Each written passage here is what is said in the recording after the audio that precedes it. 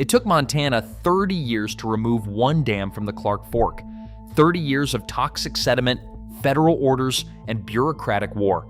Then, in 2024, 4 dams came off the Klamath. More than 10,000 Chinooks surged past former dam sites. For the first time in a century, fall-run salmon were detected in Oregon. To understand what that return means, you need to know why those dams were built. Throughout the early and mid-20th century, the United States embarked on an era defined by hydroelectric expansion. Dams rose rapidly across western rivers, each designed as an instrument of modernization. Hydropower promised cheap, reliable electricity for cities, mines, and factories, fueling economic growth in regions once considered remote. The Columbia, Snake, Sacramento, and Klamath rivers were transformed into engineered corridors, their flows regulated by concrete, their valleys flooded to form reservoirs. Federal agencies such as the Army Corps of Engineers and the Bureau of Reclamation led the charge, backed by New Deal funding and later by public-private partnerships. Local utilities and private companies, including Pacific Power and Light and Montana Power, joined the push, securing licenses and power contracts that locked in river control for generations. This approach treated rivers as resources to be optimized, not as living systems. Dams like Milltown on Montana's Clark Fork and Iron Gate on the Klamath were built to serve industry and settlement, with little regard for ecological continuity. The consequences were immediate and far-reaching. Salmon and steelhead migrations were blocked, spawning gravels buried, and water temperatures altered. By the 1970s, more than 40 salmonid populations in the Columbia Basin faced extinction, and tribal fisheries across the Northwest were in crisis. For the Klamath and Clark Fork, the logic of economic progress left a legacy of lost habitat, declining fish runs, and deepening conflict over who gets to define the value of a river. Noah. Fisheries would later call dam removal the centerpiece action for recovery, but in this era, engineering and utility trumped ecology. When a dam interrupts a river, the damage ripples outward in ways that reach far beyond lost electricity or altered scenery. For salmon and steelhead, the consequences are immediate and measurable. Anadromous fish, which migrate from the ocean to spawn in the upper reaches of rivers, find their ancient roots severed. Structures like Milltown Dam on the Clark Fork and the Iron Gate on the Klamath blocked access to hundreds of miles of historic habitat for nearly a century. Spawning gravels vanished beneath stagnant reservoirs, and the water behind these barriers warmed and slowed, compounding the stress on cold water species. Sediment, once flushed downstream each spring, accumulated in thick, contaminated layers, further degrading water quality and suffocating eggs in the gravel. The biological collapse triggered a cultural crisis for the tribal communities that had depended on these fish for food, ceremony, and identity. The Confederated Salish and Kootenai tribes, for example, hold treaty rights to fish the Clark Fork. Yet with salmon and steelhead unable to reach their spawning grounds, traditional harvests dwindled to nothing. Subsistence fishing, once a seasonal anchor, was replaced by federal food aid. Ceremonial practices that relied on the return of salmon became impossible to sustain. Generations grew up without first-hand experience of the river as a living corridor, eroding language and knowledge tied to the cycles of fish and water. By the late 20th century, the river's altered state was no longer seen as a technical achievement, but as a biological emergency. Noah Fisheries would later describe dam removal as the centerpiece action for restoring salmon and steelhead runs across the Pacific Northwest. The stakes reach beyond symbolic restoration. Without access to their historic habitat, populations faced extinction, and tribal rights, guaranteed by treaty and federal law, remained unfulfilled. For many scientists and tribal leaders, removing the barriers was not just an ecological gamble, but the only credible path to recovery. The evidence from early dam removals, such as the Elwha and Penobscot, suggested that rivers could rebound, but the path forward was fraught with scientific and political uncertainty. The question became not whether the river could recover, but whether society was willing to give it the chance. Milltown Dam's story begins in 1908 when a timber crib hydroelectric dam rose at the confluence of the Clark Fork and Blackfoot rivers, built by copper baron William A. Clark. For decades, the dam's reservoir trapped more than 6 million cubic yards of sediment laced with arsenic, copper, and other heavy metals, waste that washed downstream from Butte, and Anaconda's mining legacy.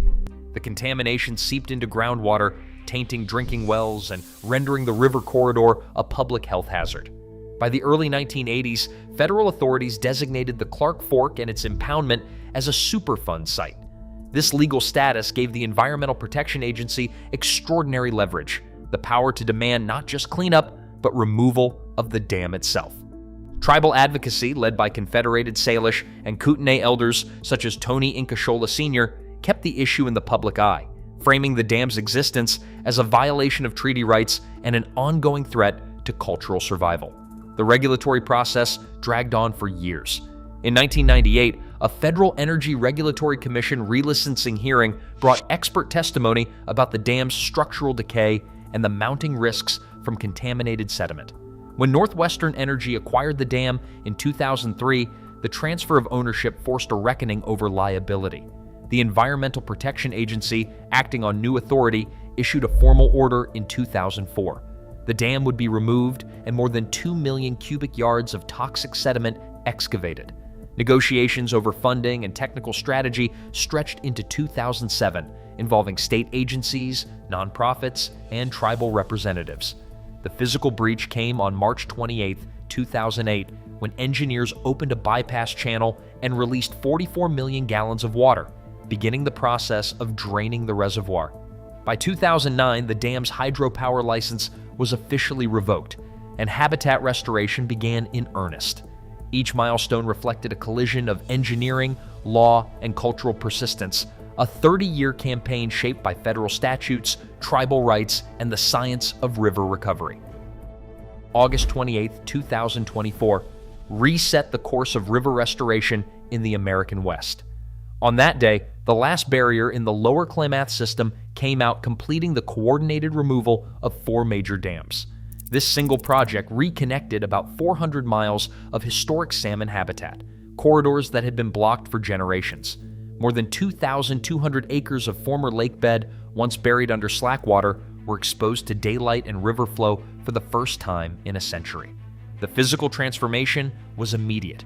The Klamath, once segmented and controlled, became a continuous, dynamic channel again.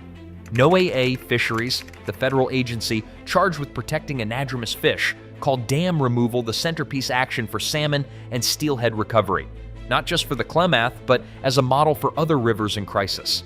The scale and speed of this intervention set a new benchmark, shifting the debate from theoretical restoration to measurable, system-wide change.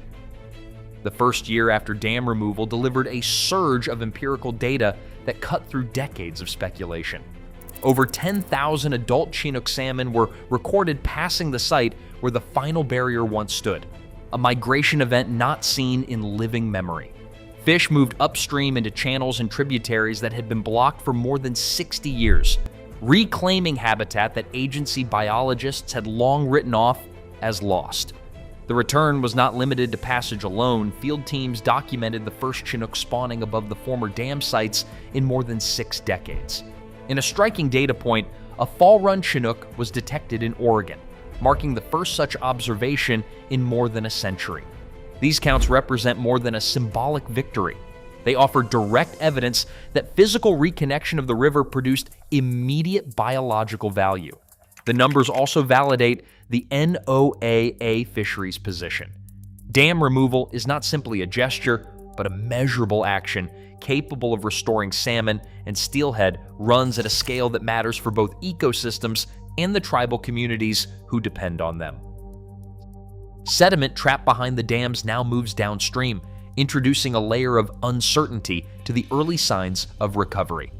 Fisheries scientists caution that the release of accumulated silt can disrupt spawning beds and temporarily cloud the water, complicating efforts to measure true biological gains. Recovery for coho salmon is projected to take between 6 and 12 years, while Chinook populations may require 15 to 20 years to approach historical abundance. Accurately assessing the impact demands patience and rigor, at least 12 to 15 years of monitoring spanning multiple salmon generations before definitive conclusions can be drawn. Annual fish counts, red surveys, and genetic identification of run types form the backbone of this monitoring effort.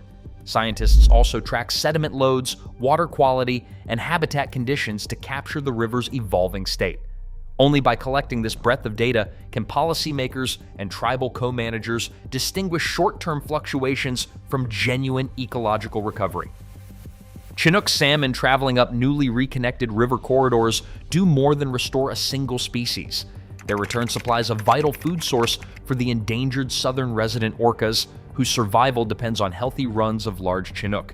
The future of these whales is now partly tied to whether salmon recovery can be sustained over decades, not just seasons. For tribal nations, the stakes are equally profound. A reliable salmon run means the revival of ceremonies, language, and food security, restoring practices that have been interrupted for generations.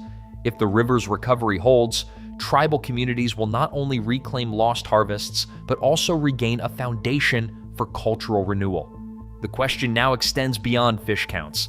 Can a reopened river rebuild the entire food web, from stream bed insects to apex predators, and support the intergenerational rights of people who have waited a century for this chance? Dam removal is no longer just a theory. It is a test unfolding in real time, with Chinook surging upstream and coho recovery lagging behind. For tribal nations and endangered orcas, these outcomes carry existential weight. The next decade will reveal if policy can outpace uncertainty. Your perspective matters.